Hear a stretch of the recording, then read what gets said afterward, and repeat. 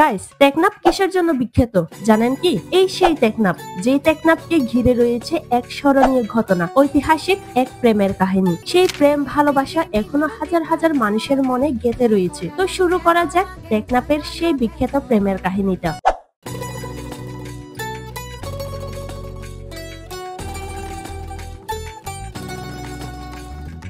বলছি টেকনাফের মাথিনের কূপ সম্পর্কে, যা ইতিহাসে চাপা পড়া রাখাইন মেয়ে আর ধীরাজ ভট্টাচার্যের বেদনাময় প্রেমের স্মৃতি। শত বছর আগে এই এলাকার একমাত্র বিশুদ্ধ পানির কূপ হিসাবে পরিচিত ছিল এটি।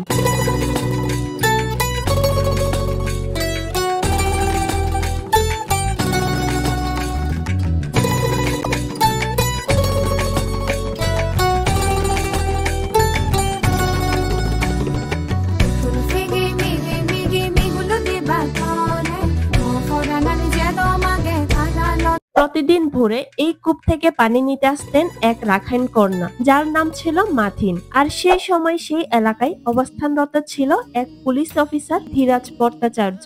সময় তাদের মধ্যকার গড়ে উঠেছিল ভালো লাগা, ভালোবাসার সম্পর্ক। হঠাৎ একদিন ধীরাজ তার বাবার অসুস্থতার কথা জানতে পেরে ছুটি নিয়ে কলকাতায় চলে যান। এরপর আর মাথিনের সাথে কোনো যোগাযোগ নেই। এদিকে মাথিনও তাকে ছাড়া অনাহারে বিরহ যাপন করতে করতে শেষ নিঃশ্বাস ত্যাগ করেন। তবে লোকমুখেও শোনা যায় মাথিন ধীরাজ ভট্টাচার্যের জন্য এই কূপে লাফ দিয়ে আত্মহনন করেছিল। তাদের ভালোবাসা পুরো বাংলাদেশে ছড়িয়ে পড়েছিল।